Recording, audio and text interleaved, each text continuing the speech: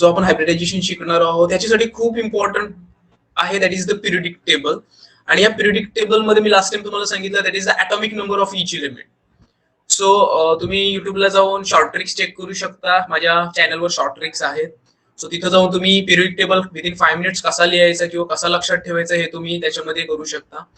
Again त्याच्यामध्ये atomic numbers कसे लक्षात ठेवायचे ते पण मी तुम्हाला सिंपल फॉर्मॅटमध्ये 2 मिनिटात सांगतो तुम्हाला.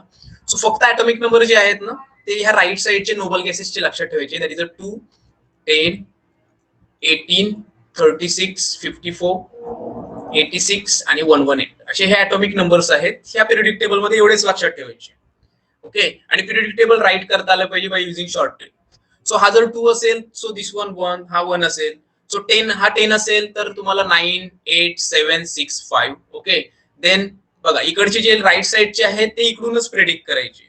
सो 10 असेल तर त्याच्या मागे जे असतील त्याचे 9, 8, 7, 6, 5. 18 असेल तर 17, 16, 15, 14, 13 ह्या टाइपने हे प्रेडिक्शन करायचे. तुम्हाला फक्त हे एवढेच लक्षात ठेवायचे. हा जर 2 असेल तर नेक्स्ट जो असेल दॅट इज अ 3, 4. हा 10 असेल तर 11, 12. हा 18 असेल तर 19, 20. हा जर 36 असेल तर त्याच्या नेक्स्ट 37, 38. 54 असेल तर 55, 56. ओके, त्याच्यानंतर इथून लॅन्थेनाइट सिरीज स्टार्ट होते, दॅट इज फ्रॉम 57 टू 71. त्याच्यानंतर 72 पासून इथून 86. 86 नंतर 87, 88. त्याच्यानंतर 89 टू 103 14 एलिमेंट्स जे आहेत. ओके, ते लॅन्थेनाइट सिरीज ऍक्टिनाइट सिरीज स्टार्ट होते इथून ऍक्टिनाइट्स. त्याच्यानंतर मग तुमचे 104 पासून अप टू 118. सो हा खूप इम्पॉर्टंट पार्ट आहे. ओके, कशासाठी तर इलेक्ट्रॉनिक कॉन्फिगरेशनसाठी. Electronic configuration. So electronic configuration साठी काय काय इम्पॉर्टंट पॉइंट असतो. फर्स्ट पॉइंट आहे that is the atomic number of your central metal atom और सेंट्रल ॲटम. हा खूप महत्वाचा असतो, तुम्हाला ॲटॉमिक नंबर माहित पाहिजे. आणि ॲटॉमिक नंबर माहित असेल तर तुम्ही त्याची इलेक्ट्रॉनिक कॉन्फिगरेशन काढू शकता by using Aufbau principle. So to write electronic configuration, we have to know 2 points. First, number 1, that is the atomic number of any atom, that is the central atom आपण म्हणू त्याला. मी last time सांगितलं होतं central atom and peripheral, परत एकदा सांगेल. And then Aufbau principle. So Aufbau प्रिन्सिपलच्या according मग ते ॲटॉमिक नंबर्स तुम्हाला माहित असतील तर ते इलेक्ट्रॉन्स कसे फील होतात ते अबव प्रिन्सिपल मध्ये सांगतात. सो एस ऑर्बिटल मध्ये नेहमी 2 इलेक्ट्रॉन्स जातात, पी ऑर्बिटल मध्ये मॅक्झिमम 6, डी ऑर्बिटल मध्ये मॅक्झिमम 10 आणि एफ ऑर्बिटल मध्ये 14 एलिमेंट्स. So electrons. सो ह्या टाइपने हे सगळे कॉन्सेप्ट तुम्हाला लक्षात पाहिजे. सो ॲटॉमिक नंबर माहित असेल तर मग आपण अबव प्रिन्सिपल वगैरे माहित असेल तर आपण पूर्णपणे काढू शकतो ते.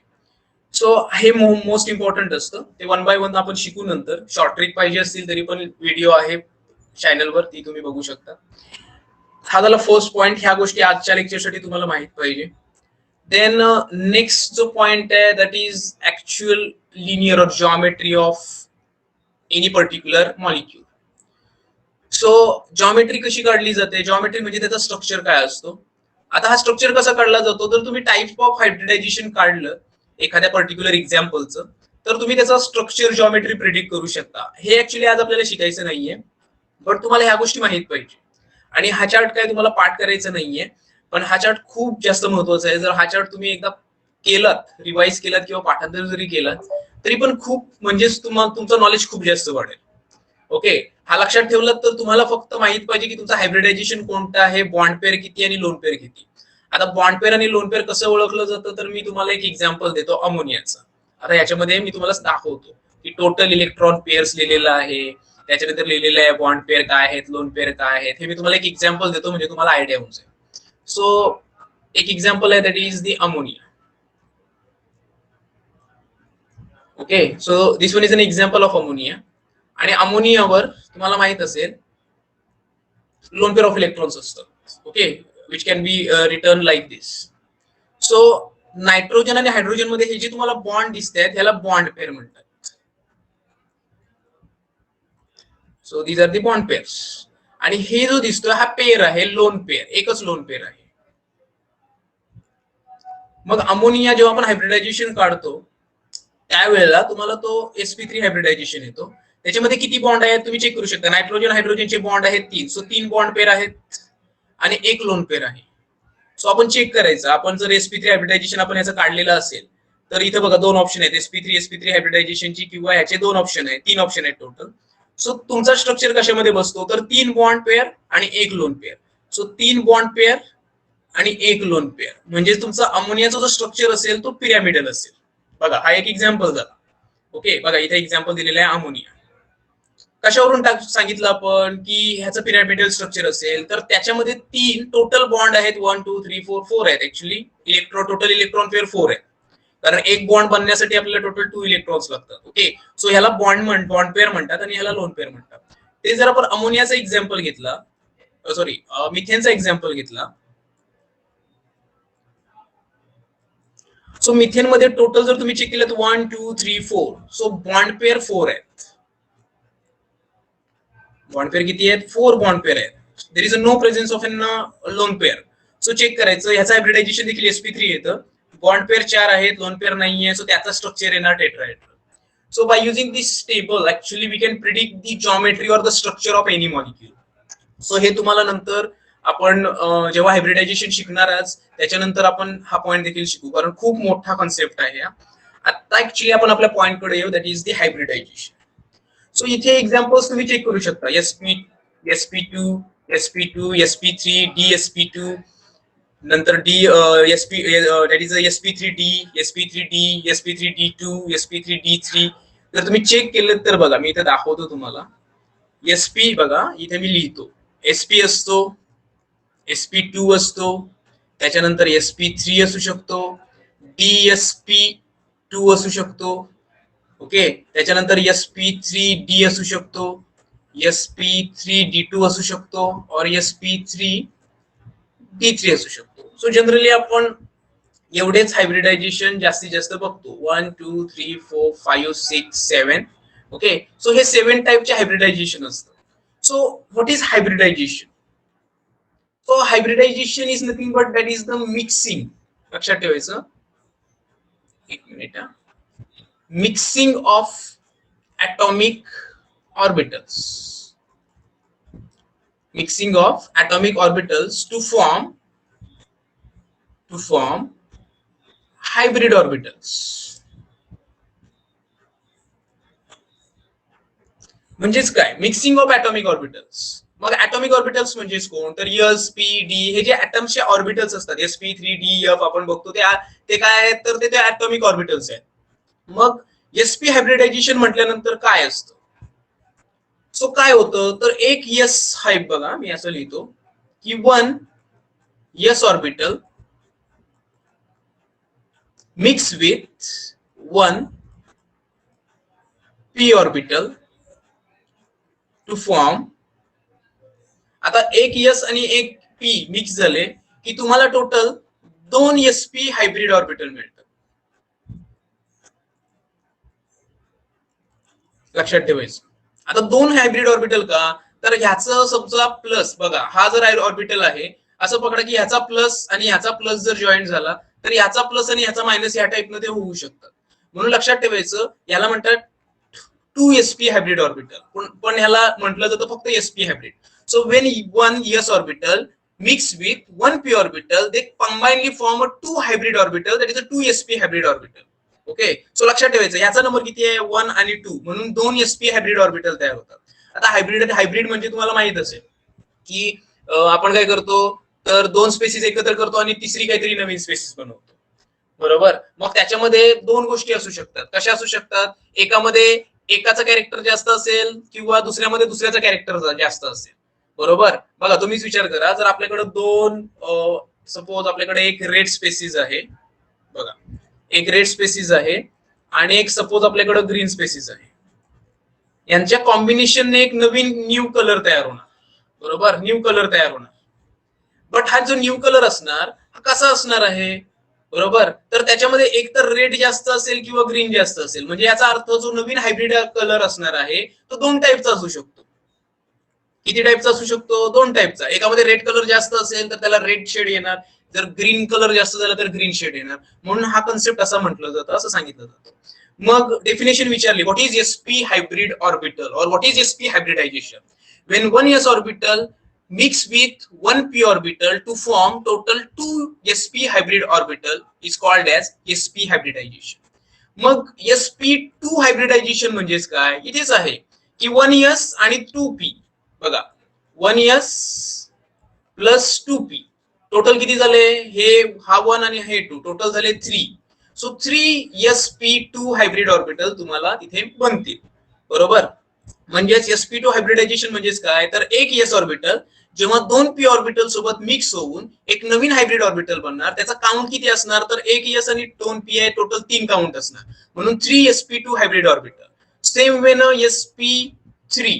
So when 1s orbital mix with 3p orbital to form combine or to form 3sp3 hybrid, sorry, total 4sp3 hybrid orbital is called as an sp3 hybridization. So तुम्ही कुठे चुकणार ते पण मी सांगतो तुम्हाला. तुम्ही या नंबरवर चुकणार. हा नंबर कुठून आलेला आहे? तर ह्या दोघांच्या हायब्रिडायझेशनने जो नंबर तयार होतो तो नंबर हा असतो. कारण एक एस आहे आणि एक पी आहे, टोटल झाले 2 नंबर आणि हे मिक्स झाले म्हणून हा तयार झाला sp हायब्रिड ऑर्बिटल. जर sp2 असेल तर हा 1s आणि हे 2p टोटल नंबर झाला 3. सो हे 3 sp2 हायब्रिड ऑर्बिटल. नंतर sp3 म्हटल्यानंतर 1s mix with 3p combinedly form, that is total number झाला 4. सो 4sp3 हायब्रिड ऑर्बिटल्स इथे तयार होतात. सेम वे जर तुम्ही सांगितलं की sp3d.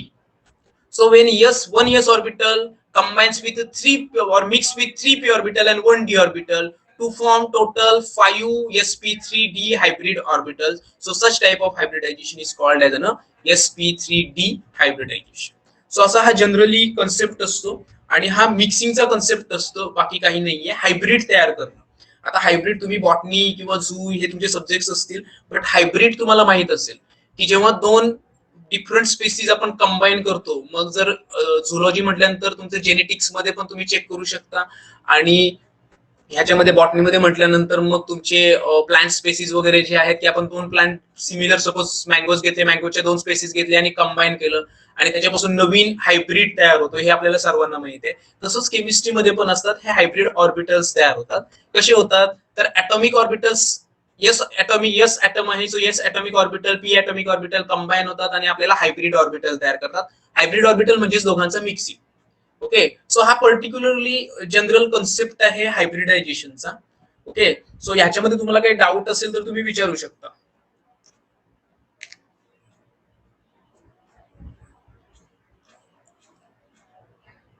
डाऊट असेल तर विचारा, काय प्रॉब्लेम नाहीये.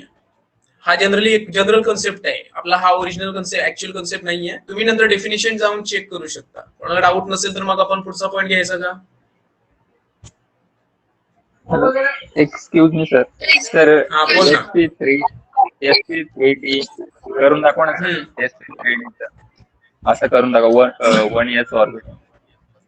हे बघा असं सांगायचं, that is a mixing of 1s orbital with 3p orbitals and 1d orbital to form, that is 5 sp3d hybrid orbitals. Hybrid orbitals. आता बघा, मी शिकवताना कधीही अभ्यास करत नाही, हे पहिले लक्षात ठेवा. मी माझ्या डोक्यामध्ये जे कन्सेप्ट आहे, जे मी समजून घेतलेले आहेत ते मी तुम्हाला सांगतो. ओके, सो कधीही तुम्ही जर आता गेलात आणि बुकमध्ये डेफिनेशन बघितली तर डेफिनेशन तुम्हाला थोडीशी हेक्टिक वाटेल, थोडीशी वेगळी वाटेल, बट एवढी पण वेगळी वाटणार नाहीये, त्याचा अर्थ तोच असणार आहे. ओके, सो लक्षात ठेवायचं, तुम्हाला डेफिनेशन खूप वेळा विचारले जातात बेसिकली की sp हायब्रिडायझेशन काय असतो, sp2 काय असतं, sp3 काय असतो, विथ एक्झाम्पल्स. आता एक्झाम्पल्स काय असतात हे तुम्हाला जेव्हा आपण हळूहळू घेऊ त्याच्यानंतर तुम्हाला एक्झाम्पल्स पण कळतील की ते काय असतं. ओके, सो आता नेक्स्ट पॉइंट घ्यायचा आपण. Okay sir. ओके ठीक आहे. सर रेकॉर्डिंग ऑन आहे ना? हा, रेकॉर्डिंग ऑन. हा बोल ना. How to determine the hybridization of an atom? Hybridization, that is actually there are different formulas by using which we can actually predict the hybridization only. Okay, but hybridization काढायचा जो concept आहे तो आज आपण घेणार आहोत. फॉर्म्युलेज आहेत आणि त्या फॉर्म्युलेज मध्ये जर आपण व्हॅल्यूज पुट केल्या, सिंपल एक जर फॉर्म्युला जर मी सांगितलं, सपोज हा एक एक्झाम्पल घेतो CH4. ओके, बघा आता हा एक एक्झाम्पल आहे CH4. मग ह्याच्यामध्ये तो जनरल फॉर्म्युला असतो that is 1/2 into number of electrons in outermost or number of outermost electron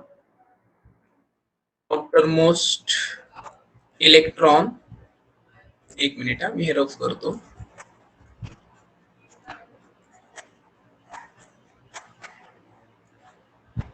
number of outermost electron of central atom, एक minute,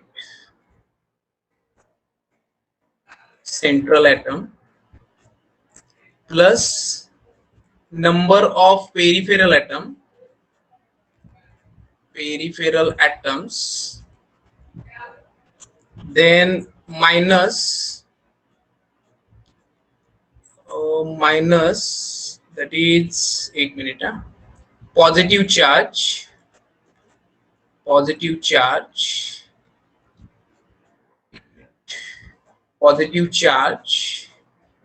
plus negative charge.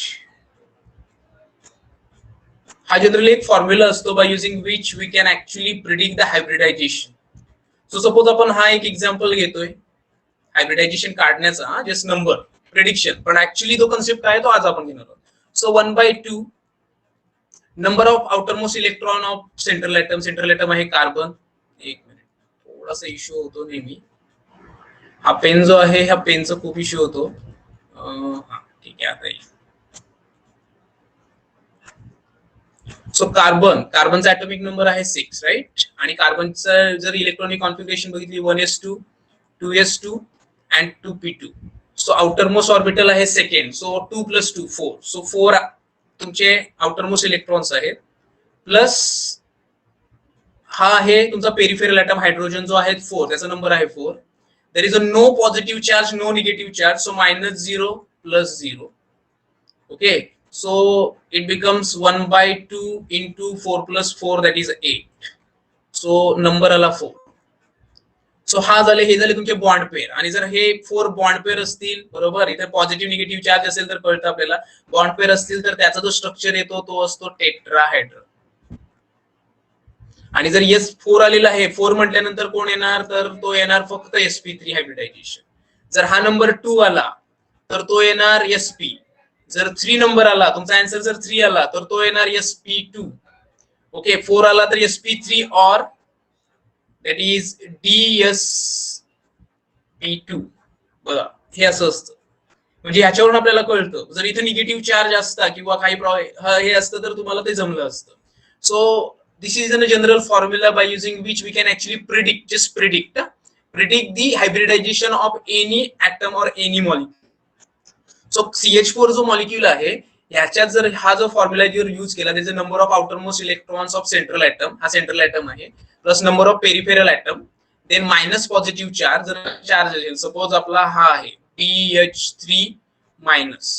So boron मध्ये 2 इलेक्ट्रॉन्स असतात बघा, 1/2 into bracket मध्ये. Boron मध्ये outermost electron जर तुम्ही check केलेत, बरोबर, लिथियम बेरिलियम आणि बोरॉन जर तुम्ही चेक केलं तर 3 इलेक्ट्रॉन्स येणार, बरोबर. 3+ हे 3. ओके, त्याच्यानंतर मायनस, इथं मायनस आहे तो काय होणार, 1 चार्ज आहे म्हणून तो ऍड होणार, +1. सो 7/2 ह्या टाइपनं ते येणार आणि मग हायब्रिडायझेशन थोडंसं चुकतं. सो जेव्हा एक्झाम्पल घेणार तुम्ही तेव्हा तुम्हाला कळेल. ओके, सो आपण हा पॉइंट जो आहे हा बेसिक पॉइंट आहे, हा त्याच्यासाठी हा जस्ट जनरल फॉर्म्युला यूज करायचा. तुम्ही कोणताही एक्झाम्पल घ्या, तुम्हाला त्याचा आन्सर मिळेल. ठीक आहे. सो आता आपण ऍक्च्युअली कोर कन्सेप्टला हात घालूया, म्हणजे आपल्याला ओव्हरऑल आयडिया होऊन जाईल. तुम्ही काय फॉर्म्युल्यामध्ये व्हॅल्यूज पुट केल्या तर तुम्हाला हायब्रिडायझेशन काढता येतो, ते देखील मी तुम्हाला नेक्स्ट लेक्चरला शिकवेल. म्हणजे आपण काय करू, नेक्स्ट लेक्चरला स्ट्रक्चर आणि by using direct formulas how can we predict the hybridization, ते तुम्हाला मी नेक्स्ट लेक्चरला शिकवणार. बट आजचा कन्सेप्ट खूप महत्वाचा आहे. सो हायब्रिडायझेशन 2 टाईपच्या मॉलिक्यूलचे काढले जातात, लक्षात ठेवायचं. 2 टाईपच्या मॉलिक्यूलचे हायब्रिडायझेशन काढले जातात आणि तेच आपल्याला आज ऍक्च्युअली शिकायचे. फर्स्ट आहे that is a covalently bonded, covalent compounds. Covalent compounds, आणि सेकंड जो आहे that is inorganic complexes.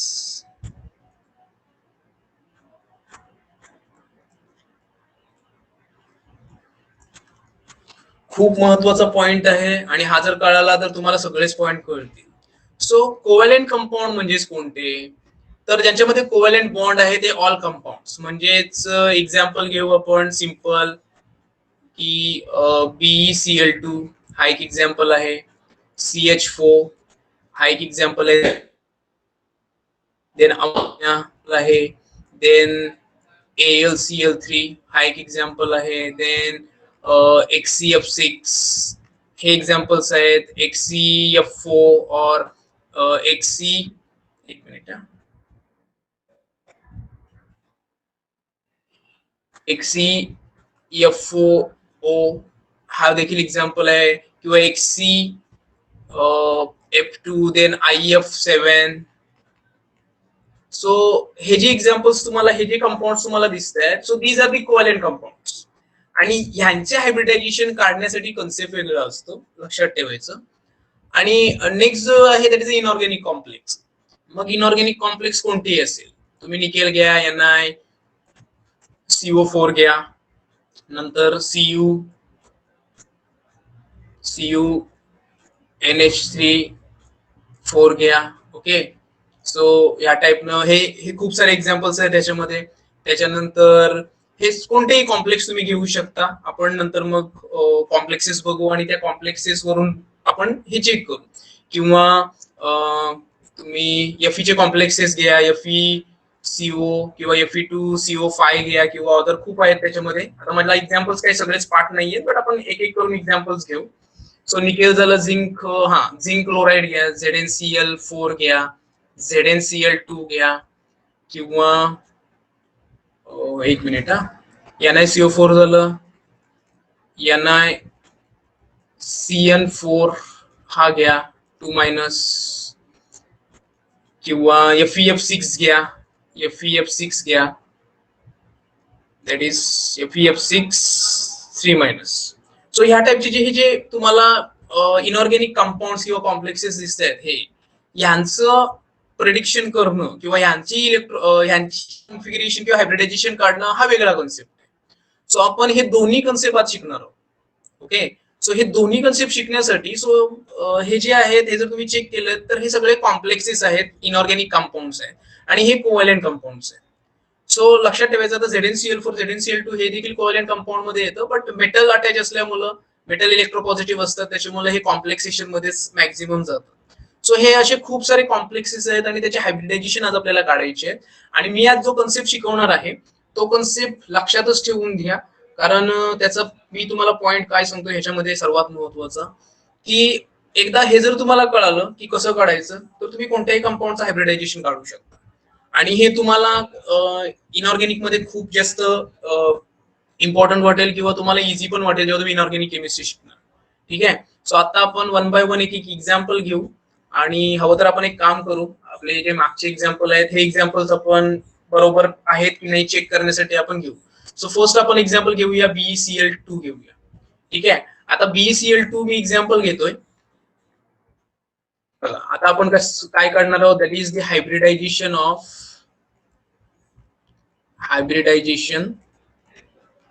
Of BeCl2. So पहिला महत्वाचा पॉइंट काय असतो कोणत्याही हायब्रिडायझेशन काढताना, first identify central atom and peripheral atoms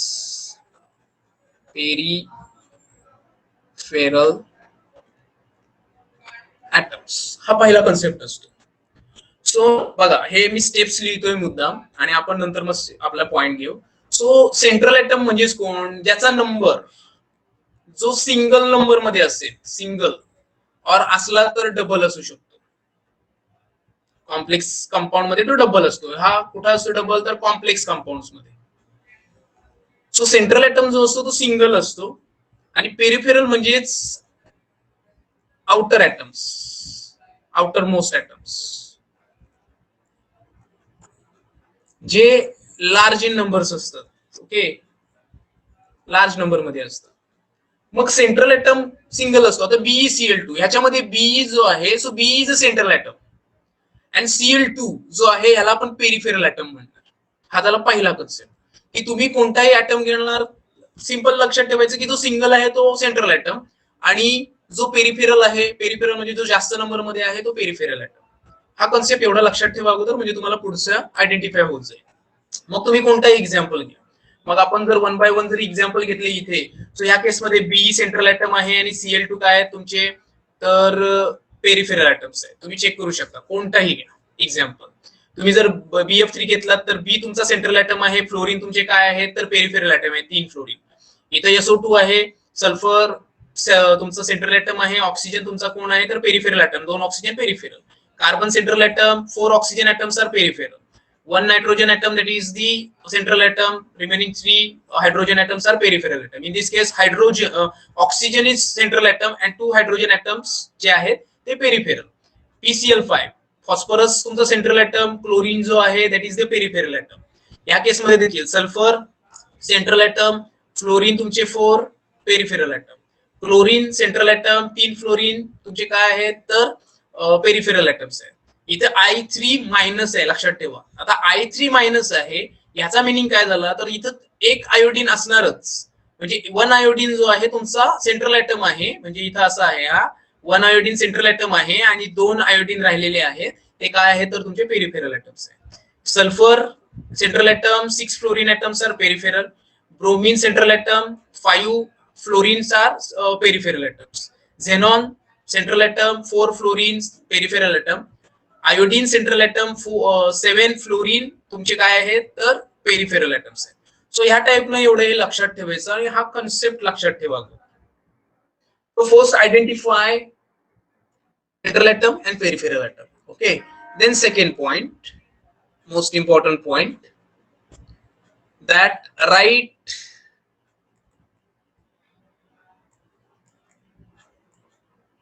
electronic configuration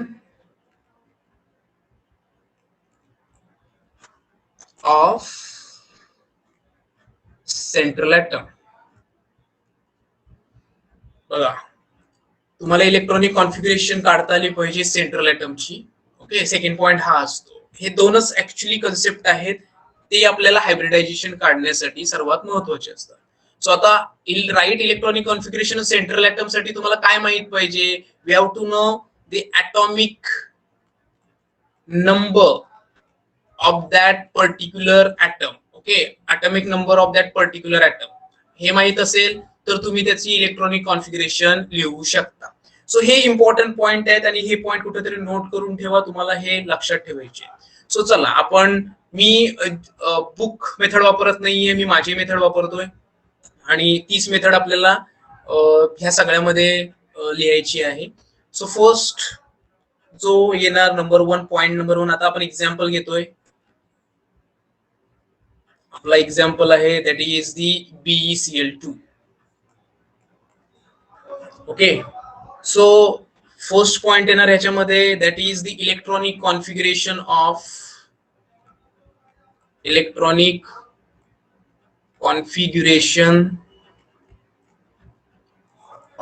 central atom. आता सेंट्रल ॲटम कोण आहे तर B. So electronic configuration of B आणि त्याचा ॲटॉमिक नंबर तुम्हाला माहित पाहिजे, म्हणून मी अगोदरच तुम्हाला सांगितलं की हे करून ठेवा आणि इलेक्ट्रॉनिक कॉन्फिगरेशन काढून ठेवा. चला मला कोण सांगेल बी चा ॲटॉमिक नंबर किती आहे? 4. Beryllium 4. Right, beryllium 4. So what is the general electronic configuration of beryllium? First orbital 1s2, then first orbital is filled. Okay, बरोबर, right. 1s2 आणि 2s2. बघा, सो बेरिलियम जो आहे, हा जो बेरिलियम आहे ह्याचे ॲटॉमिक नंबर 4 आहे आणि जनरल इलेक्ट्रॉनिक कॉन्फिगरेशन जी आहे दॅट इज अ 1s2 आणि 2s2. Okay, so this is in a first point. So हा पॉइंट खूप महत्वाचा असतो. सो आता आपला सेकंड पॉइंट येतो ह्याच्यामध्ये, दॅट इज ग्राउंड स्टेट.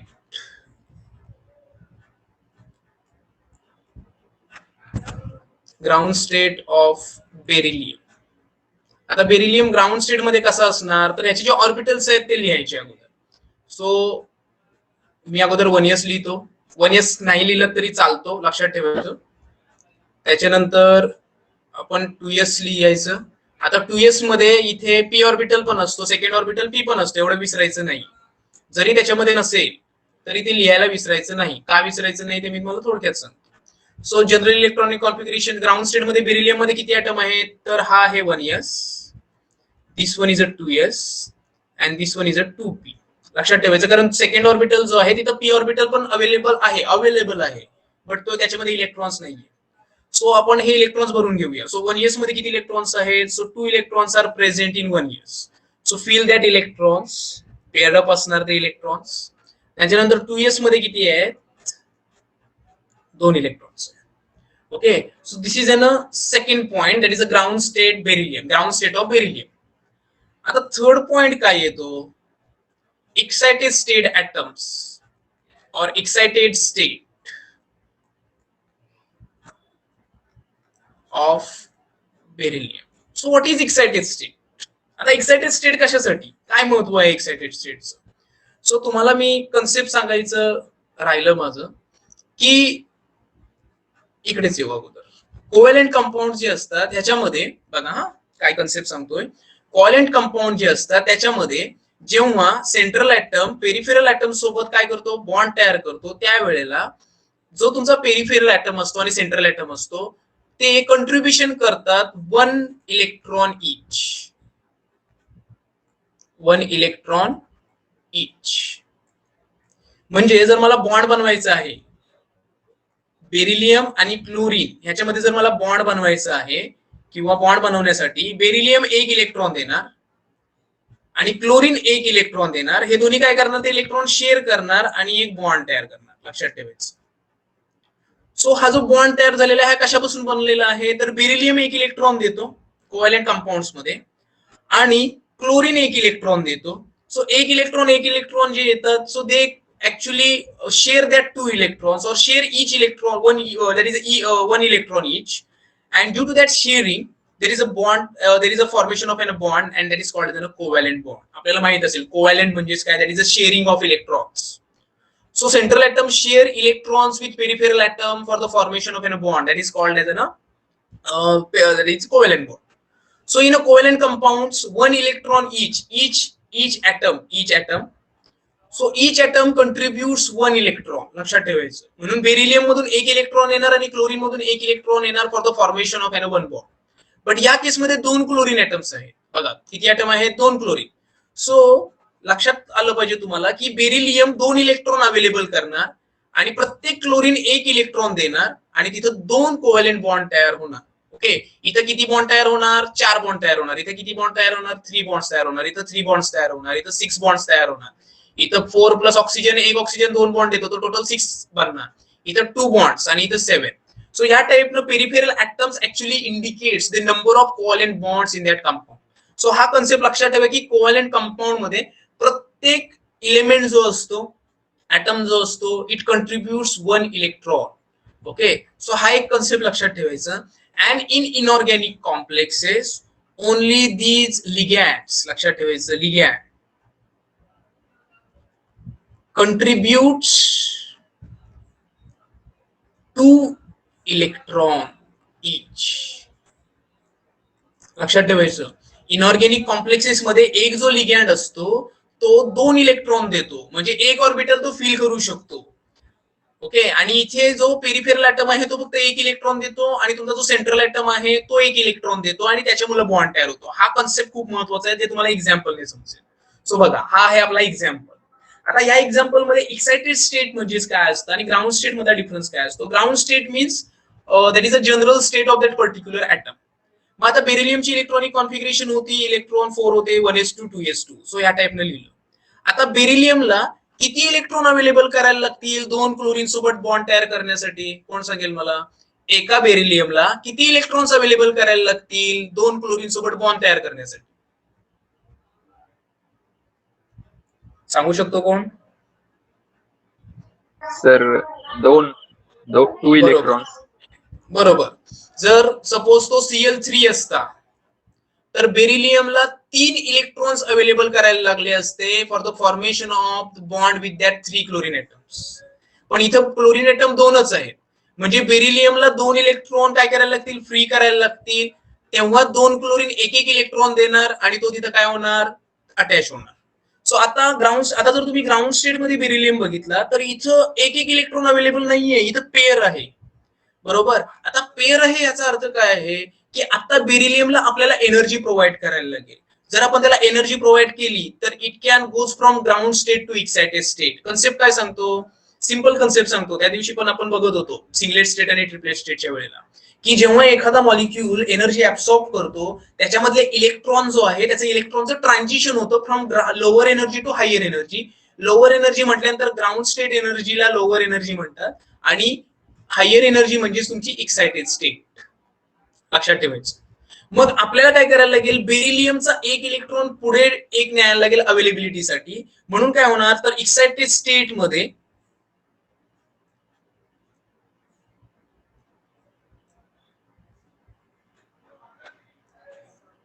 आता एक्साइटेड स्टेट मध्ये काय होणार तर हा जो बेरिलियमचा एक इलेक्ट्रॉन 2s ऑर्बिटल मध्ये आहे हा इलेक्ट्रॉन कुठे जाणार, नेक्स्ट ऑर्बिटल मध्ये जाणार. So P orbital 1s orbital contribute करत नाही, हे इलेक्ट्रॉन तसेच राहिले. आपण त्याला ह्या टाइपनं बाउंड्री पण करू शकतो. आता इथे एक इलेक्ट्रॉन राहिला, ओके, आणि हा एक इलेक्ट्रॉन जो होता हा इलेक्ट्रॉन इकडे झाला, त्याचा स्पिन चेंज झाला. सो या टाइपनं हे इलेक्ट्रॉन्स अवेलेबल झाले. So now beryllium has 2 electrons available for the formation of a bond with 2 chlorine atoms.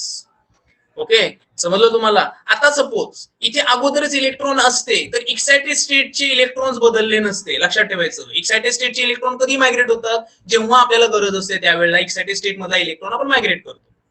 Okay, हे तुम्हाला पुढे कळेल. So now 2 electrons are available for the formation of a bond with 2 chlorine. आता इथपर्यंत बेरिलियमने त्याचं काम केलं. आता बेरिलियमने 2 इलेक्ट्रॉन अवेलेबल केले एक्साइटेड स्टेट मध्ये. आता नेक्स्ट पॉइंट आहे ना, that is a fourth point and that is called as a hybridization. And that is called as a hybridization of BeCl2. का हायब्रिडायझेशन, कारण आता बेरिलियमचे एक एस आणि एक पी ऑर्बिटल क्लोरीनच्या काय करणार, क्लोरीनच्या ऑर्बिटल सोबत काय करणार, बॉन्ड तयार करणार आणि तिथं मिक्सिंग होणार, म्हणून त्याला हायब्रिडायझेशन म्हणतो. सो आता काय होणार बघा,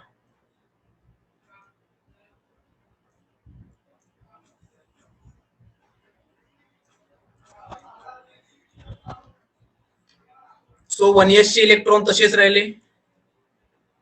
हा इलेक्ट्रॉन आहे कसला तर बेरिलियमचा, हा एक इलेक्ट्रॉन आहे बेरिलियमचा. आता मी याला कलर बदलतो. आता हा इलेक्ट्रॉन जो आलेला आहे, हा इलेक्ट्रॉन आलेला आहे क्लोरीनचा, हा सेकंड क्लोरीनचा इलेक्ट्रॉन. सो इथे जो आहे तर हे जे इलेक्ट्रॉन्स आहेत, हे इलेक्ट्रॉन्स, हा क्लोरीनचा इलेक्ट्रॉन आहे, हा एक क्लोरीनचा, हा बेरिलियमचा, हा बेरिलियमचा. नाऊ काय झालेलं आहे, बॉन्ड फॉर्म झालेला आहे.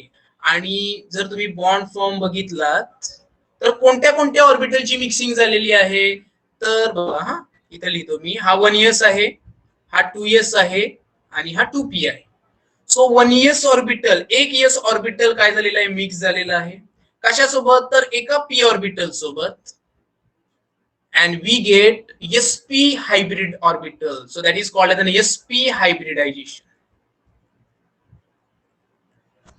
So why this is called as an sp hybridization, because 1s orbital and 1p orbital of beryllium and chlorine mix together, okay, and form 2 hybrid orbitals. This one is an sp hybrid orbital, this one is an sp hybrid orbital, so combinedly it is called as an sp hybridization. So 1s orbital combines with 1p orbital to form an 2 sp hybrid orbitals, so this is called as an sp hybridization. इथं लक्षात ठेवायचं फक्त असंच की एक s orbital आणि एक p orbital combine झालेले आहेत, म्हणून त्याला आपण म्हणतो sp hybridization. आता हाच कन्सेप्ट सगळा जो तुम्हाला हा डेटा दिसतोय हा तसाच ठेवायचा, ह्याच्यामध्ये काही बदल नाही करायचे. इथं फक्त बदल काय होणार, एक्झाम्पल्स बदलणार आणि फक्त आपल्या इलेक्ट्रॉनिक कॉन्फिगरेशन नुसार बदलत जाणार. याच्यामध्ये कोणाला काही डाऊट असेल ना तर विचारा. आपण नेक्स्ट एक्झाम्पल, अजून आपण एक्झाम्पल्स घ्यायचे आहेत, थोडासा वेळ जाईल आपल्याला पण आपण घेऊ. ह्याच्यात कोणाला डाऊट असेल तर विचारा, कारण इथे जर डाऊट क्लिअर नाही झाला तर मग तुम्हाला कन्फ्युजन होऊन जाईल.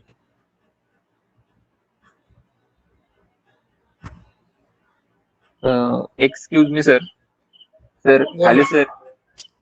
सर आपण असं इलेक्ट्रॉनिक कॉन्फिगरेशन ऑफ Cl2 क्लोरीनचं नाही घेऊ शकत, ground state of chlorine, excited state of chlorine? नाही नाही नाही, बिकॉज सेंट्रल ॲटम, म्हणून मी रूल्स लिहून दिलेले आहेत की नेहमी सेंट्रल ॲटम का म्हणतात त्याला, because actually it operates that whole molecule. Okay, आणि तो कोर असतो, त्याला कोणीही येऊन बाजून अटॅच होऊ शकतो पण तो कोर असतो. असं काही नाहीये, क्लोरीनचे मॉलिक्युल्स वेगळे पण आहेत. ओके, जर तुम्ही एक्झाम्पल बदलला तर एक्झाम्पल वेगवेगळे खूप आहेत, पण आपण ते डिफिकल्ट लेवलला पण एकदम जात नाही.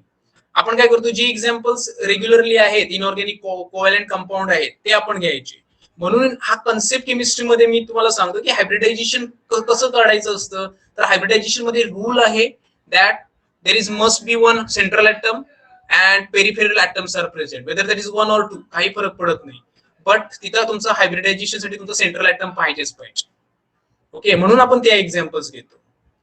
ओके, अजून कोणाला काही डाऊट असेल तर विचारा, नाहीतर आपण नेक्स्ट एक्झाम्पल घेऊ. Okay sir. आणि हो, ओके, आता तुम्हाला मी कन्फर्म करून बघूया. आपण बघितलं होतं BeCl2, बघा sp हायब्रिडायझेशन आलं. ओके, 2 बॉन्ड पेअर आहेत, no lone pair of electrons are present. आता lone pair of electrons present असतात हे पण दाखवतो मी तुम्हाला by taking this example, that is ammonia. आपण आता अमोनियाचं एक्झाम्पल घेऊ, म्हणजे तुम्हाला अजून चांगल्या प्रकारे ते जमेल. सो हायब्रिडायझेशन ऑफ अमोनिया अजून मी घेणार आहे, टेन्शन घेऊ नका. Hybridization of ammonia. Okay, so आता फर्स्ट मला सांगा सेंट्रल ॲटम कोणता आहे? N, nitrogen. Right. So electronic configuration of nitrogen, electronic configuration of nitrogen N. किती ॲटॉमिक नंबर आहे नायट्रोजनचा? 7. बघा, right, 7. What is electronic configuration? बघा आता मी सांगतो, इलेक्ट्रॉनिक कॉन्फिगरेशन 7 आहे ना. काय करायचं, शॉर्टली पाहिजे असेल तरी पण माझी व्हिडिओ आहे किंवा मी नंतर घेईल, पण मी सांगतो तुम्हाला. बघा, 1s लिहायचं, 1s नंतर 2s, त्याच्यानंतर 2p. अगोदर एवढं लिहून घ्यायचं. s ऑर्बिटल मध्ये 2 इलेक्ट्रॉन, s ऑर्बिटल फील्ड झाला. नंतर नेक्स्ट इलेक्ट्रॉन पुढच्या ऑर्बिटल मध्ये जाणार, इथे पण 2, कारण आपल्याकडे 7 इलेक्ट्रॉन्स आहेत. सो 2 2 झालं. पी मध्ये जास्तीत जास्त 6 इलेक्ट्रॉन बसतात. आता 6 लिहिलं तर 10 होऊन जाणार टोटल, आपल्याला 7 पाहिजे. सो 2 + 2 4 झाले, मग किती राहणार तर 3 राहणार. So what is the electronic configuration of nitrogen, that is 1s2 2s2 2p3.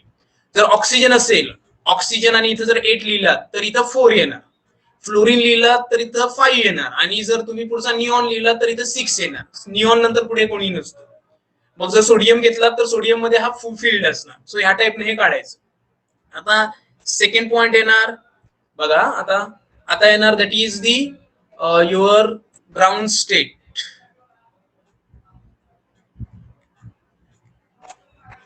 Of nitrogen. So आता मी काय करतो, हा 1s लिहत नाही, आपण डायरेक्टली सेकंड ऑर्बिटल घेऊ, कारण इथेच सगळं हायब्रिडायझेशन होणार आहे. सो एखाद्याला वाटलं तर लिहू शकता, असं काही नाहीये. जो ऑर्बिटल इन्व्हॉल्व्ह होत नाही तो नाही लिहिला तरी चालतो.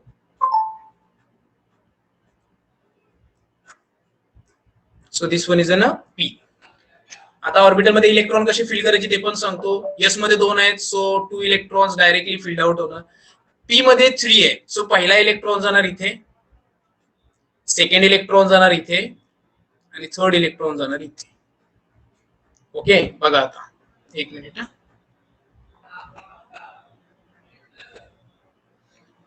सो नेक्स्ट पॉइंट काय येणार बघा,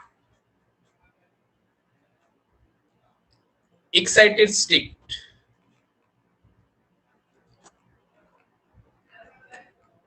ऑफ नायट्रोजन. सो आता मला कोण सांगेल, एक मिनिट, एवढा मोठा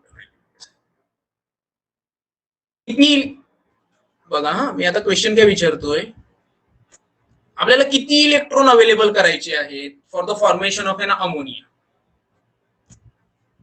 सांगा मला, किती किती इलेक्ट्रॉन अवेलेबल करायचे आहेत आपल्याला for the formation of ammonia. 3, बरोबर. कारण अमोनियाला 3 हायड्रोजन आहेत, तर मला 3 इलेक्ट्रॉन अवेलेबल करायला लागतील. मग नायट्रोजनचे जेव्हा मी 3 इलेक्ट्रॉन अवेलेबल करणार तेव्हा हायड्रोजन 3 येणार आणि तिथे एक एक इलेक्ट्रॉन डोनेट करणार आणि तो बॉन्ड तयार करणार, बरोबर. आता ग्राउंड स्टेट जर नायट्रोजनची तुम्ही चेक केली तर ऑलरेडी त्याच्याकडे 1 2 3 इलेक्ट्रॉन्स काय अवेलेबल आहेत. सो एक्साइटेड स्टेटला पण हीच पोझिशन राहणार, ती काय बदलणार नाही. का? कारण मला काही पुढच्या ऑर्बिटल मध्ये जाण्याची गरजच नाही, कारण नायट्रोजनला मला किती हायड्रोजन ऍड करायचे आहेत, बघा किती हायड्रोजन ऍड करायचे, 3. नायट्रोजन हे 3 इलेक्ट्रॉन अवेलेबल असले पाहिजे, तर 1 2 3 अगोदरच अवेलेबल आहेत. सो इलेक्ट्रॉन एक्साइटेड स्टेट जी आहे तुमची, ती ग्राउंड स्टेट आणि एक्साइटेड स्टेट काय राहणार, सेमच राहणार. का सेम राहिली, मला नायट्रोजनला 3 हायड्रोजन अटॅच करायचे होते, 3 इलेक्ट्रॉन नायट्रोजनकडे अगोदरच अवेलेबल आहेत. सो 3 हायड्रोजन डायरेक्टली तिथे येऊन बॉन्ड तयार करू शकतात. सो ग्राउंड स्टेट आणि एक्साइटेड स्टेट मध्ये काहीच फरक पडणार नाही. जर सपोज इथं हा असा असता NH4+, तर मग पुढचा ऑर्बिटल आपल्याला अवेलेबल करायला लागला असता, लक्षात ठेवायचं. पण तसा कधीही नसतं, कारण नायट्रोजन ओनली फॉर्म और नायट्रोजन हॅज, ओके बघा, नायट्रोजन कधीही 4 बॉन्ड करतो, बट तो आयोनिक कंपाऊंड तयार करतो. नायट्रोजनला कधीही 5 बॉन्ड नसतात. का? कारण सेकंड ऑर्बिटल मध्ये इलेक्ट्रॉन हा एक्सटेंड करण्यासाठी ऑर्बिटलच नाहीये. कारण पहिल्या ऑर्बिटल मध्ये 1s असतो, दुसऱ्या ऑर्बिटल मध्ये s आणि p दोनच असतात. हा जर इलेक्ट्रॉन मला पुढे न्यायचा असेल तर मला इकडे डी ऑर्बिटल पाहिजे, पण सेकंड ऑर्बिटल मध्ये कधीही डी ऑर्बिटल नसतो, म्हणून हा इलेक्ट्रॉन एक्सटेंड करू शकत नाही. म्हणून NCl5 किंवा NF5 किंवा नायट्रोजनला कधीही 5 बॉन्ड कधीही नसू शकतात. Why? Due to unavailability of D orbital in a second orbital. Okay, second orbit मध्ये डी ऑर्बिटल अनअवेलेबल असतो, म्हणून नायट्रोजन कधीही 5 बॉन्ड तयार करू शकत नाही, जरी त्याच्याकडे इलेक्ट्रॉन्स असणार. ओके, सो ग्राउंड स्टेट आणि एक्साइटेड सारखी राहिलेली आहे. आता फोर्थ येणार आपलं, राहू द्या रेडनस लिहितो, that is the hybridisation of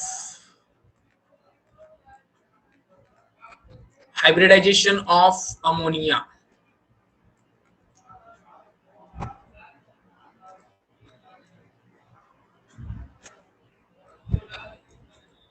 hybridisation of ammonia. So हे 2 इलेक्ट्रॉन तसेच्या तसेच आहेत एस ऑर्बिटल मधले. आता इथे काय होणार, तर इथे येणार 1 इलेक्ट्रॉन, बरोबर. कोणाचा? तर नायट्रोजनचा 1 इलेक्ट्रॉन, त्याच्यासोबत हायड्रोजनचा 1 इलेक्ट्रॉन येणार इथे. सेम वेन नेक्स्ट नायट्रोजनचा 1 इलेक्ट्रॉन, हायड्रोजनचा 1 इलेक्ट्रॉन, त्याच्यानंतर परत नायट्रोजनचा 1 इलेक्ट्रॉन आणि हायड्रोजनचा 1 electron. So in this case हायड्रोजनचे हे 3 इलेक्ट्रॉन इथे आलेले आहेत. सो 3 पी ऑर्बिटल इन्व्हॉल्व झालेले आहेत आणि एस ऑर्बिटल जो आहे त्याचे इलेक्ट्रॉन जे आहे ते तसेच्या तसे राहिलेले आहेत. सो इथं जो हायब्रिडायझेशन येतो त्याला म्हणतात, बघा, एस चा 1 ऑर्बिटल ज्याच्यात 3 इलेक्ट्रॉन्स आहेत आणि पी चे 3, म्हणून याला म्हटलं जातं sp3 हायब्रिडायझेशन. एक मिनिट.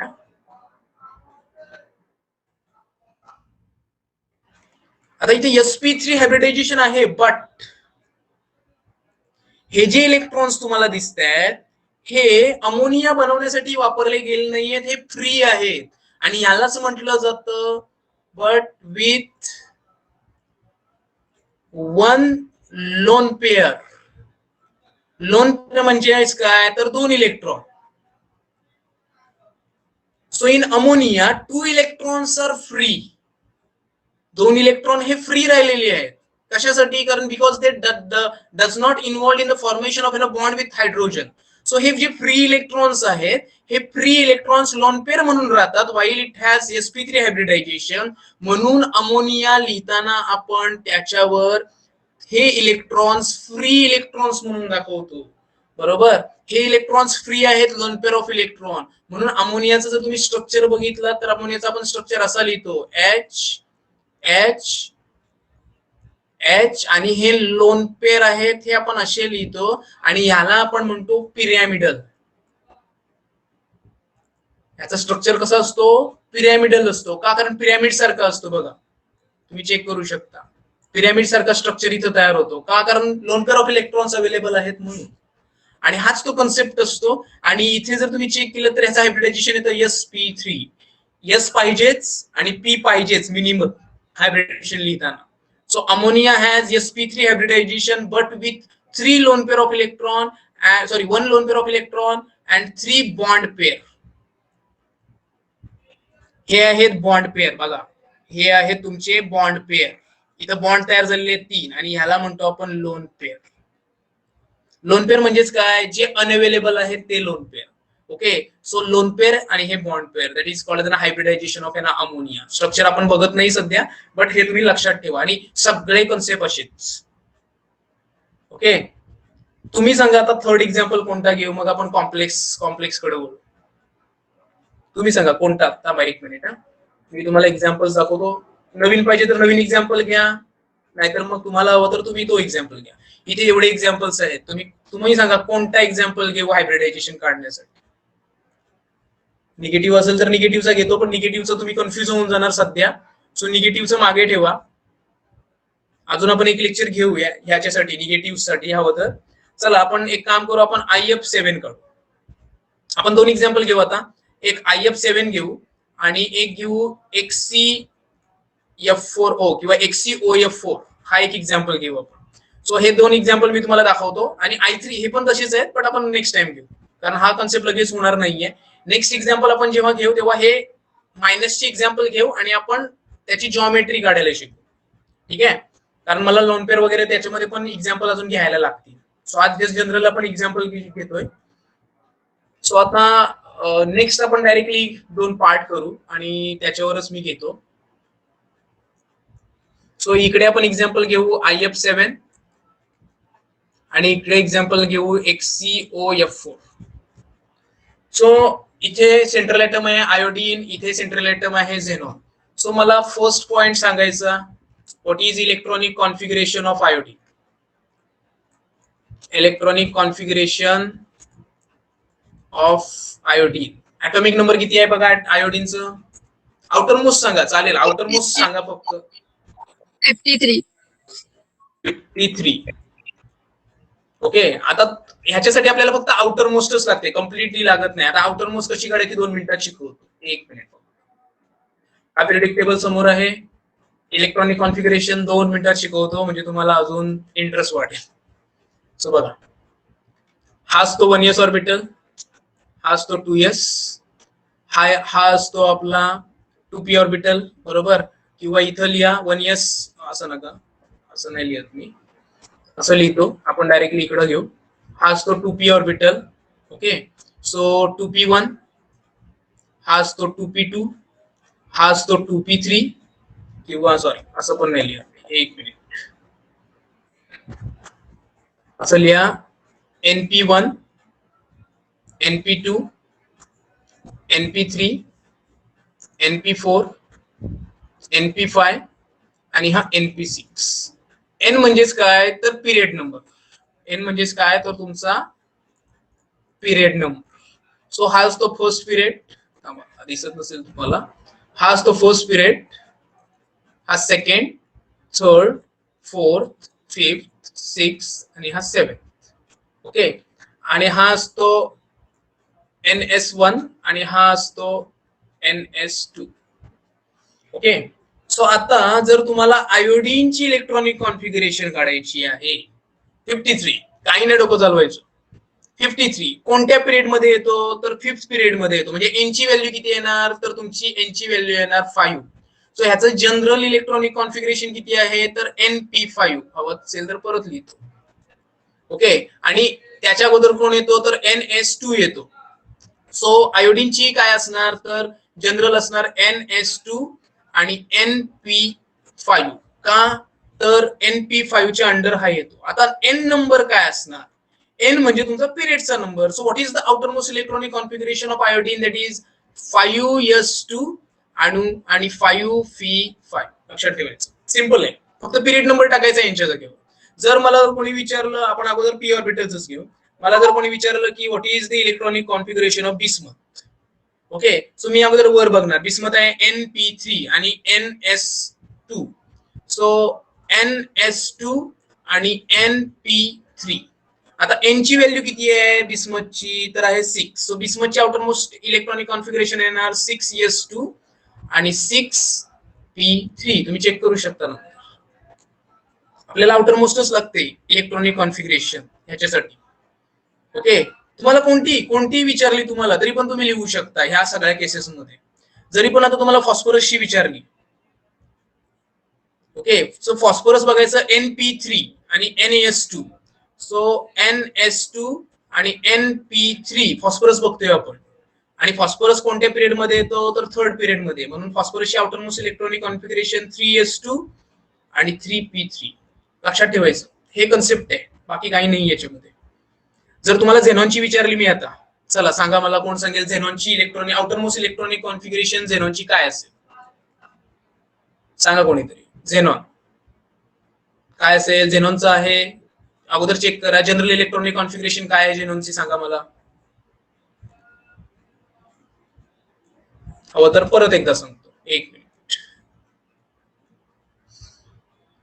फर्स्ट जो p ऑर्बिटल असतो त्याची जनरल इलेक्ट्रॉनिक कॉन्फिगरेशन असते NP1. सेकंड जो असतो हा कार्बन, त्याची असते NP2. थर्ड जो असतो त्याची असते NP3. फोर्थ असतो त्याची असते NP4. त्याच्यानंतर असते NP5 आणि हा असतो NP6. लक्षात ठेवायचं. N म्हणजेच काय, तर N म्हणजे पिरियडचा नंबर. सो आता जर झेनॉन मी विचारलं तुम्हाला, तर झेनॉन बघायचं अगोदर वर, तर झेनॉनची आहे NP6. आता NP6 च्या अगोदर NS2 येणार. लक्षात ठेवायचं, कारण जोपर्यंत s ऑर्बिटल फील्ड होत नाही तोपर्यंत p ऑर्बिटल मध्ये जात नाही. म्हणून झेनॉनची येणार NS2 आणि वर चेक करायचं NP6. NP6 ही झाली जनरल झेनॉनची.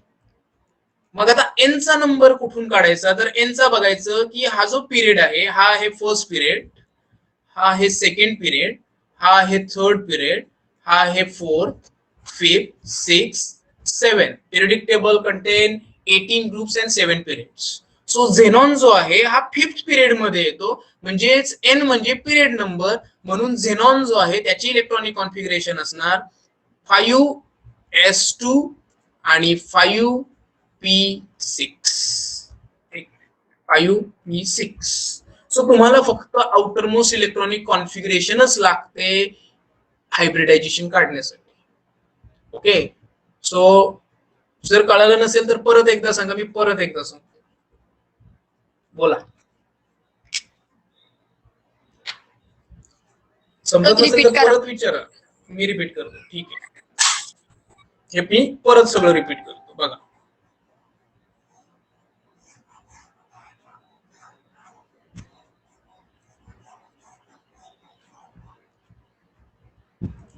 बघा आता मी सांगतो तुम्हाला. हा ऑर्बिट आहे, आता हे तुम्हाला माहित असेल, हे आहेत s orbitals, 2 alkali metals, alkaline earth metals. हे आहेत p ऑर्बिटल्स, हे आहेत d ऑर्बिटल्स. ओके, आणि हे आहेत इथे मिडल मध्ये असतात हे f ऑर्बिटल, जे इथे आहेत लॅन्थिनाइड आणि ऍक्टिन. सो हे तुम्हाला पिरियडिक टेबल माहित आहे. ओके, आता बघ, हा पहिला ऑर्बिट असतो, याच्यामधला जो इलेक्ट्रॉन जो आहे हा नेहमी इलेक्ट्रॉन जो असतो तो फर्स्ट ऑर्बिटल मध्ये जातो. याची जनरल इलेक्ट्रॉनिक कॉन्फिगरेशन असते NS1. ओके, आता N म्हणजे काय, N म्हणजे पिरियडचा नंबर. पहिल्या पिरियड मध्ये हायड्रोजन आणि हेलियम येतो. फर्स्ट पिरियड मध्ये हायड्रोजन हेलियम येतो. सेकंड पिरियड मध्ये लिथियम, बेरिलियम, बोरॉन, कार्बन ही सिरीज येते. थर्ड पिरियड मध्ये सोडियम, मॅग्नेशियम, आर्गॉन पर्यंत.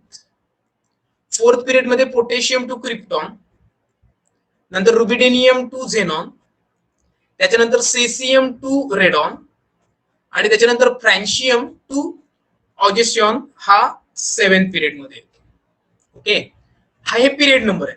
मग इथे जर कोणाची तुम्हाला आउटरमोस्ट इलेक्ट्रॉनिक कॉन्फिगरेशन जर मी विचारली तर हा पण पिरियड नंबर 1, हा पण 2, 3, 4, 5, 6, 7. जर तुम्हाला मी विचारलं what is the outermost electronic configuration of francium, मग आपण काय सांगायचं, जनरल काय आहे तर NS1, N म्हणजे पिरियडचा नंबर. मग फ्रँशियम कोणत्या पिरियड मध्ये येतो तर तो 7th पिरियड मध्ये येतो. म्हणून फ्रँशियमची जर आउटरमोस्ट इलेक्ट्रॉनिक कॉन्फिगरेशन असेल तर ती असेल 7S1. लक्षात ठेवायचं 7S1.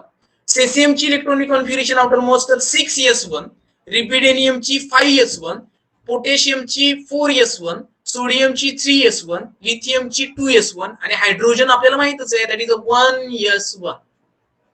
ओके, हा असतो जनरली कन्सेप्ट. सेकंड जो असतो, सेकंड पण आता हा झाला फर्स्ट पिरियड आहे म्हणून त्याच्यामध्ये एक इलेक्ट्रॉन गेला. सेकंड जो आहे हा देखील एस ऑर्बिटल आहे म्हणून याचा असतो NS आणि 2. आता इथे 1 नाहीये, बरोबर. सुरू कुठून होतो तर सुरू होतो इथून, बेरिलियम, बरोबर. तो त्याचा जर तुम्ही चेक केलं तर बेरिलियम येतो सेकंड पिरियड मध्ये. म्हणून बेरिलियमची जर आउटरमोस्ट इलेक्ट्रॉनिक कॉन्फिगरेशन कळली तर 2S2 येणार आउटरमोस्ट. त्याच्या अगोदर 1S ऑर्बिटल असणारच. ओके, जनरल जर विचारलं तुम्हाला इलेक्ट्रॉनिक कॉन्फिगरेशन टोटल तर ती अशी असणार 1S2 आणि 2S2. का करण्याचे 4 इलेक्ट्रॉन आहेत, पहिले 1S फील्ड होणार त्याच्यानंतर 2S मध्ये जाणार म्हणून तो. पण आपण आता सध्या आउटर मोस्ट बघतोय की कशी काढायची. मग मॅग्नेशियमची विचारली तर मॅग्नेशियमचा यांचा नंबर आहे 3 म्हणून मॅग्नेशियमची येणार 3S2. कॅल्शियमची नंबर आहे 4 कॅल्शियम, कारण कॅल्शियम जो आहे that is present in 4th period म्हणून त्याचे आउटर मोस्ट येणार 4S2. म्हणून जनरल इलेक्ट्रॉनिक कॉन्फिगरेशन लक्षात ठेवायची. रेडियमची विचारली, रेडियम 7 पिरियड मध्ये आहे तर तो येणार दॅट इज दी 7S2. याला आउटर मोस्ट इलेक्ट्रॉनिक कॉन्फिगरेशन म्हणतात. आता जेव्हा एस ऑर्बिटल फील्ड होतो तेव्हाच तो पी ऑर्बिटल मध्ये जातो, हे पण तुम्हाला माहित असावं. सो बोरॉन जो आहे त्याची जनरल इलेक्ट्रॉनिक, आता हा आला इथून स्टार्ट झाला पी ऑर्बिटल म्हणून इथून येणार NP1. का, कारण हा पी ऑर्बिटलचा पहिला ऑर्बिटल आहे, पहिला इलेक्ट्रॉन पी ऑर्बिटल मधला इथे जाणार आहे म्हणून NP1. मग इथून तुम्ही कोणी कोणाला उचला तो नेहमी NP1च असणार, फक्त त्याचा N बदलणार depends on where that specific element is present on which period. Okay, म्हणून बोरॉन येणार 2P1, अल्युमिनियम येणार 3P1, गॅलियम येणार 4P1, इंडियम येणार 5P1 आणि सो ऑन. सो या टाइपनं हा कन्सेप्ट असतो. ओके, आता पुढे बघा. आता येणार नेक्स्ट इलेक्ट्रॉन 1P मधला गेला. आता नेक्स्ट इलेक्ट्रॉन जर एंटर झाला तर तो सेकंड मध्ये जाणार, नंतर हा जाणार थर्ड मध्ये, त्याच्यानंतर हा जाणार 4 मध्ये, म्हणजे इथं पेरअप होणार, स्टार्ट होणार पेरिंग व्हायला. हा जाणार NP5 आणि हा येणार NP6. Other than helium, helium नाही येणार. का, कारण पी ऑर्बिटल हा फर्स्ट ऑर्बिट मध्ये पी ऑर्बिटल नसतो, फक्त एस ऑर्बिटलच असतो. सो हा तिथं एक्सेप्शनल आहे, तो स्टार्ट होतो इथून. मग ह्या सगळ्या पी ऑर्बिटल जे तुम्हाला दिसत आहेत ह्याची जनरल इलेक्ट्रॉनिक कॉन्फिगरेशन जी असते ती असते NS2 आणि NP1 to 6. लक्षात ठेवायचं एस ऑर्बिटल फील्ड असतो. NP मधला एक तर इलेक्ट्रॉन 1 मध्ये 1 to 6 मध्ये असणार. 1 - 6 अर्थ नाही याचा, याचा अर्थ आहे की 1 पासून स्टार्ट होतो आणि 6 पर्यंत जाऊ शकतो, म्हणजे हा जाणार. ओके, सो आता आपण एक एक्झाम्पल घेऊ. चला आता एक्झाम्पल घेतो मी फॉस्फरस. आता फॉस्फरसची जर जनरल इलेक्ट्रॉनिक कॉन्फिगरेशन, कारण ह्या सगळ्यांची इलेक्ट्रॉनिक कॉन्फिगरेशन ची स्टार्ट होते NS2, हा सगळ्यांमध्येच असणार. आता फॉस्फरस कुठं आहे चेक करायचं. फॉस्फरसची जनरल इलेक्ट्रॉनिक कॉन्फिगरेशन आहे NP आणि 3. सो NP आणि 3. आता N चा नंबर कोण, तर N म्हणजेच कोण, तर हा कोणत्या पिरियड मध्ये प्रेझेंट आहे ते फक्त बघायचं, तर त्याचा नंबर आहे 3. सो फॉस्फरस हा थर्ड पिरियड मध्ये असतो म्हणून हा N जस्ट रिप्लेस करायचा त्या नंबरने. सो 3S2 आणि 3P3. हा झाला मेजर कन्सेप्ट. जर तुम्हाला मी विचारलं इंडियमचं काय येणार तर NS2 हा सगळ्यांमध्येच असतो, मी परत एकदा सांगितलं. आणि इंडियमची जनरल बघायची दॅट इज NP1. NP1.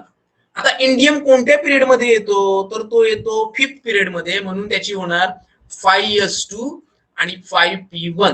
मग हे जेवढे बोरॉनच्या फॅमिली मधले जेवढे असणार त्या सर्वांची इथे येणार बघा. मी तुम्हाला सांगतो, बोरॉन येणार 2S2 2P1, अल्युमिनियम येणार 3S2 3P1, गॅलियम येणार 4s2 4p1, इंडियम येणार 5s2 5p1, थॅलियम येणार 6s2 6p1 आणि निओनियम येणार 7s2 7p1. सो ह्या टाईपनं हे तुम्हाला फक्त जनरली लक्षात पाहिजे. मग काय कन्सेप्ट सांगतो तुम्हाला, जनरल इलेक्ट्रॉनिक कॉन्फिगरेशन माहित पाहिजे त्याची, that is NP1 P2 P3 P4 P5 आणि P6, आणि हा पिरियड नंबर पाहिजे. Just replace that N by number P. जर एखाद्याला वाटत असेल की सर हे थोडंसं डिफिकल्ट वाटते आम्हाला जमत नाही, मग तुम्ही S ऑर्बिटल अगोदर लिहू नका, अगोदर तुम्ही P ऑर्बिटल कन्फर्म करून घ्या. चला आपण झेनॉन घेऊ. झेनॉन चेक करा. झेनॉनचा आहे NP6, मी लिहितो NP6. आता झेनॉनचा N किती आहे, दॅट इज 5, मग झेनॉन येणार 5p6. पीच्या ऑर्बिटलच्या अगोदर 6 S ऑर्बिटल येतो म्हणून ह्याचे येणार 5s2 5p6. असं पण तुम्ही करू शकता, कोणताही घ्या. मग जर तुम्ही घेतलं सेलियम, ओके सेलियम घेतलं, सेलियम आहे NP4, सो NP4 हा सेलियम आहे. मग सेलियम कोणत्या पिरियड मध्ये येतो 4, मग सेलियमची येणार 4p4 आणि p ऑर्बिटलच्या अगोदर S ऑर्बिटल असतो जो फील्ड असतो, सो 4s2 4p4. सो ह्या टाइपनं हे इलेक्ट्रॉनिक कॉन्फिगरेशन काढल्या जातात. आता आपण आयोडीन बघत होतो. So outermost electronic configuration of iodine. Okay, आता तिथे वर्ड चेंज करायचा, मी मगाशी मुद्दाम सांगितलं नाही कारण मला हे सांगायचं होतं. सो आयोडीन जो आहे ह्याचा आहे NP5. Okay, so NP5 iodine आहे. आयोडीन येतो 5th मध्ये, सो आयोडीन येणार 5p5 आणि p च्या अगोदर S ऑर्बिटल असतो म्हणून 5s2. So 5s2 5p5 is the outermost electronic configuration of iodine. So आता आपण पॉइंट कडे, मला वाटतं आज आपण फक्त ह्याच्या रिलेटेडच घेऊ, कॉम्प्लेक्स आपण नेक्स्ट लेक्चरला घेऊया कारण खूप वेळ होईल नाही तर, कारण आताच 9 वाजले. सो फक्त हे 2 एक्झाम्पल आज घेऊ. नेक्स्ट लेक्चरला कॉम्प्लेक्स आणि त्याच्या रिलेटेड जॉमेट्रीज आपण नेक्स्ट लेक्चरला कव्हर करू with other examples. So iodine, आता इथे तुम्हाला कळलं असेल की आपल्याला काय लिहायला पाहिजे, तर outer most electronic configuration of iodine 53. So it is 5s2 and 5p5. बघा 5s2 and 5p5. This is N outermost electronic configuration of iodine. Okay, हवं असेल तर तुम्ही नंतर चेक करा. 1s 2s 2p 3s 3p 3d 4s 4p 4d 4f आणि मग s आणि p टोटल 53 होत आहेत का चेक करा. ओके, सो त्यानंतर तुम्ही चेक करा. आपल्याला फक्त एवढं इम्पॉर्टंट आहे. सेकंड पॉइंट आपण लिहायचं आहे, दॅट इज इलेक्ट्रॉनिक कॉन्फिगरेशन झाली. So ground state of iodine. Okay, so S orbital मी हा रफ करतोय सध्या. So iodine,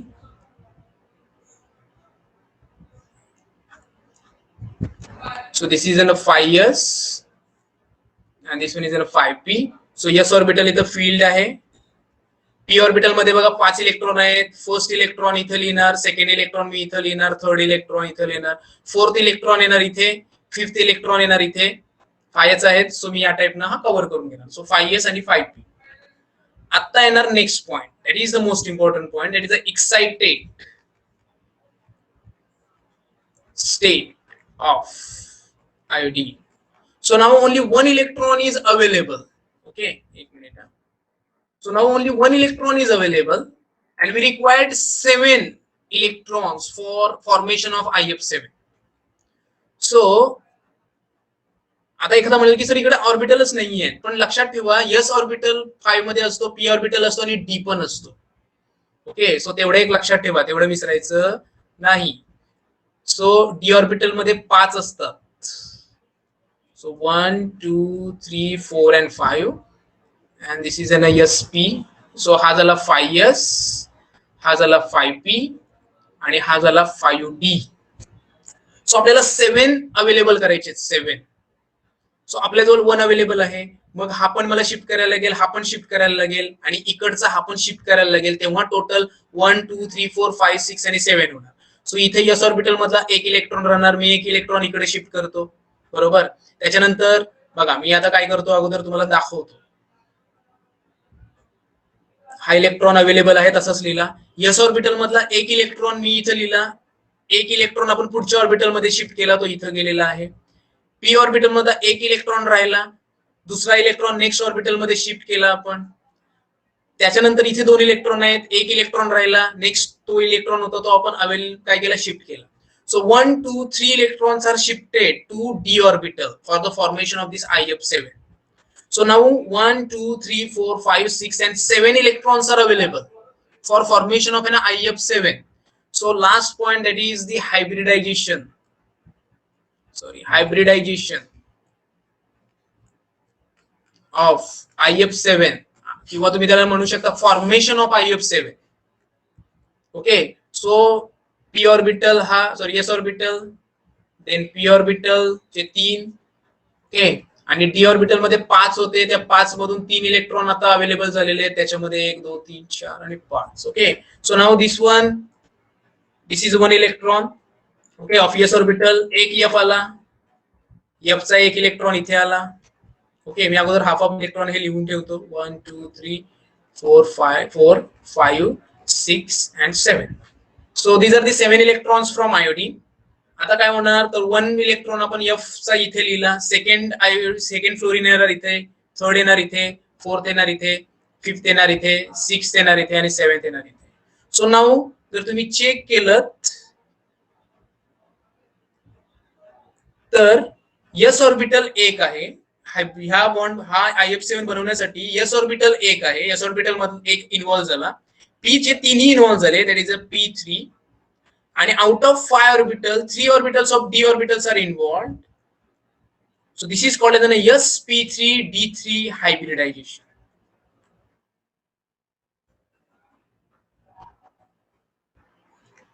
with no lone pair of electron, कुठेच लोन पेअर नाहीये, कारण अवेलेबल इलेक्ट्रॉन नाहीये, सगळे यूज झालेले आहेत. So IF7 shows sp3d3 hybridization. कोणाला काही डाऊट असेल तर विचार. कन्सेप्ट काही नाहीये, कन्सेप्ट तोच आहे, कन्सेप्ट मी काही बदललेला नाहीये. फक्त लक्षात ठेवायचं कन्सेप्ट एकच आहे की किती पेरिफेरल ऍटम्स आहेत तेवढे इलेक्ट्रॉन्स अवेलेबल करायचे. हा एकच कन्सेप्ट या पूर्ण ह्याच्यात येतो. समजलं नसेल तर परत एकदा विचारा, मी सांगतो. रिस्पॉन्स करा काहीतरी. समजलं सर. Okay, thank you. आता आपण एक कॉम्प्लिकेटेड एक्झाम्पल घेऊ.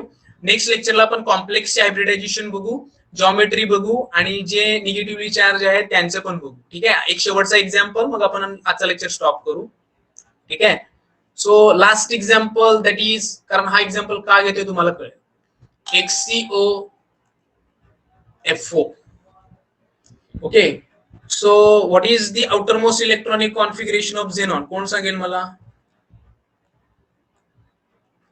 outermost electronic configuration of xenon. 5s2 atomic number, हाँ बोल, बरोबर है, 54. that is 54.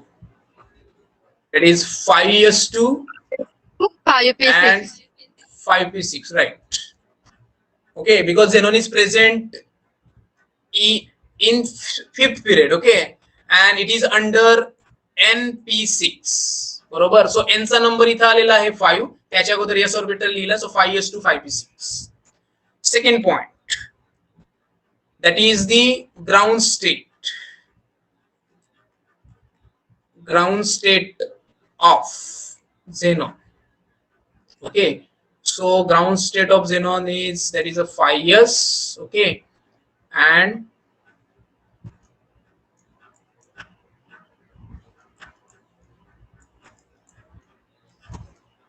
सिक्स आहेत, सो 6 मी डायरेक्टली लिहितो, दॅट इज अ 5p. आता थर्ड येणार, that is the excited state.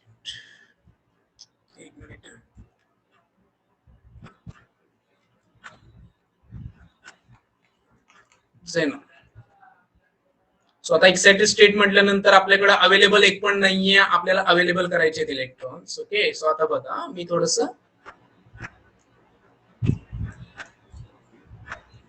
So आपल्याला एक एक ऑर्बिटल वाढवायला लागेल, that is a D orbital, because extension of electrons.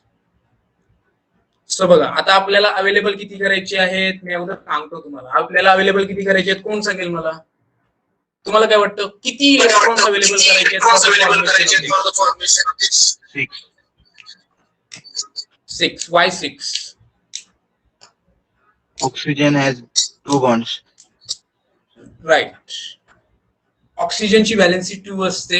Oxygen required 2 electrons for the formation of an bond. So हे 2 electron ह्याचे, so 2 bond हा तयार करणार आणि 4 फ्लोरीन 4, सो टोटल 6 बॉन्ड्स तयार करायचे. So we have to free 6 electrons. So इथे आपल्याला 1 2 3 आहेत. मग इथून जर आपण 3 इकडे शिफ्ट केले तर डायरेक्टली आपल्याला ते अवेलेबल होणार 1 2 3 4. ओके, आता हे जेव्हा आपण शिफ्ट करतोय, it means this s orbital और electrons present in 5s orbitals are remain free. लक्षात ठेवायचं, हे जे इलेक्ट्रॉन्स आहेत s ऑर्बिटल मधले, हे तसेचे तसेच राहतात. का राहतात तसेचे तसे? For the formation of this type of that is a compound we have to free only 6 electron that comes from only 5 p orbital. Okay, so these 5s electrons present in 5s orbitals are remain free. Okay, so these are the lone pair of electron. So 5s मध्ये जे electrons असतात ते तसेच्या तसेच राहतात. So this is in 5p and 5d. So now last, that is the formation or hybridization step. Hybridization or formation of, तुम्ही दोन्ही लिहू शकता, HCO, that is F4. So now in this case,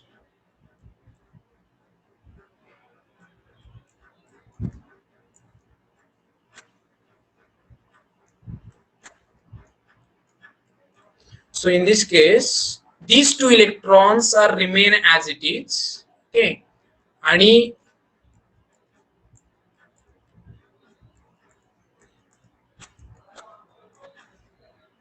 so 2 electrons comes from this oxygen atom. So एक electron इथे, एक electron इथे, त्याच्यानंतर 4 electron येणार 4 फ्लोरीन मधून 1 2 3 and 4.